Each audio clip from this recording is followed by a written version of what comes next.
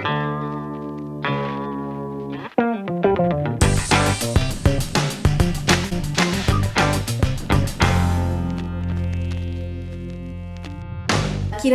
gitu apa sih yang ingin kita dapatkan dari latihan ini gitu dalam kehidupan, kalau kita bandingkan kehidupan sekarang gitu di dunia modern gitulah ya, kita kan serba cepat kan, serba sibuk gitu.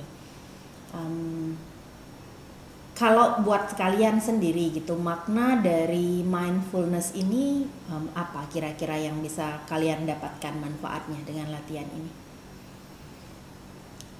Boleh buka mikrofonnya. Jadi di sini nggak ada benar dan salah, namanya juga pendapat. Untuk saya hidup yang lebih tenang ya. Kalau saya bandingkan ya dengan juga mungkin dengan umur saya ya. Dulu waktu saya masih muda, belum ada handphone, belum ada ini.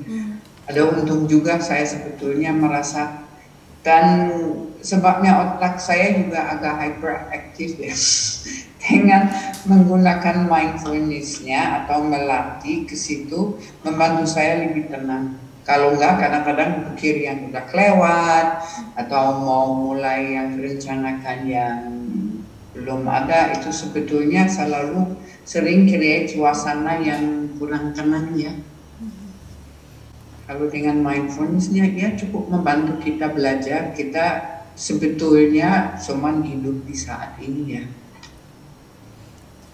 Thank you Gaby. Yang lain, apakah ada pendapat?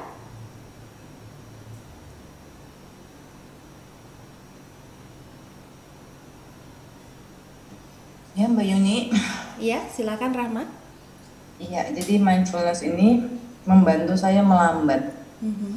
Karena kehidupan yang cepat itu kan membuat segala sesuatu tidak harmonis.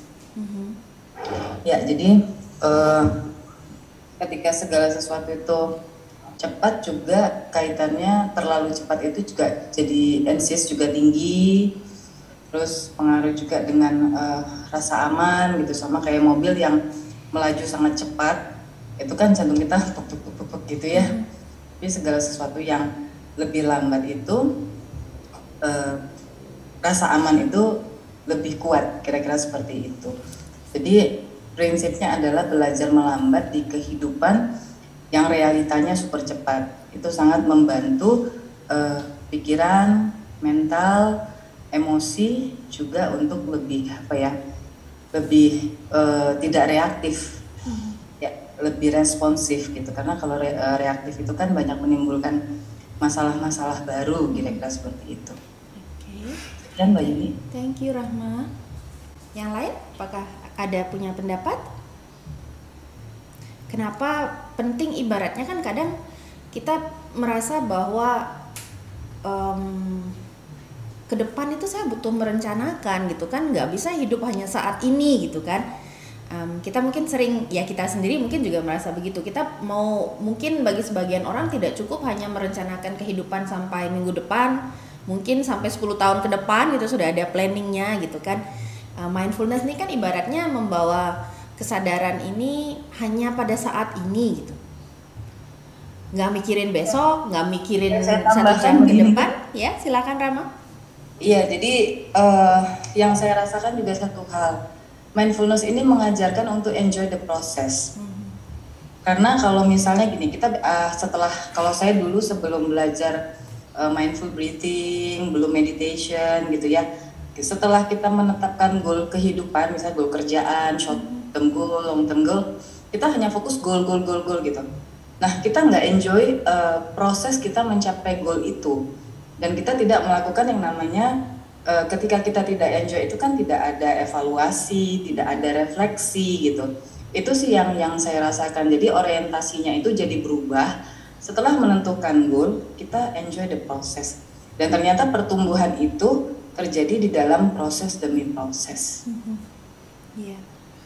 Ya sama, saya juga nggak merasa kalau kita belajar mindfulness-nya bukan kita nggak punya goal untuk di depan, tapi kita lebih skillful untuk belajar ya. Kita sebetulnya punya keinginannya apa, kita dengan meditasi dan mindful itu semua bicara, jangan dianggap saya sepintar itu ya.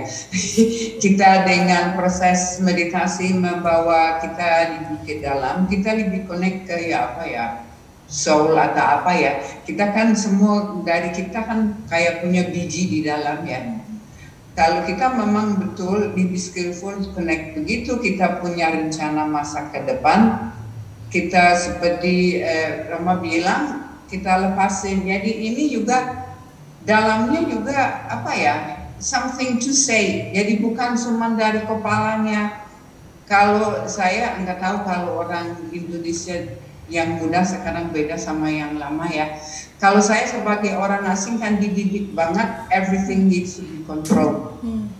Benar. Tapi kalau kita ikut yang kayak gitu, kita nggak kasih no space untuk live ikut campur. Kan tiap orang pasti punya reason kenapa kita ada di sini ya, dan itu belum tentu kita paham kan. Itu kan so many things yang ikut campur. Kalau kita bisa lepas ya kita follow, dan kita juga untuk saya terutama merasa I don't have to do everything by myself. Kalau kita rencana, kita kontrol, kita kan selalu merasa bebannya di kita sendiri ya.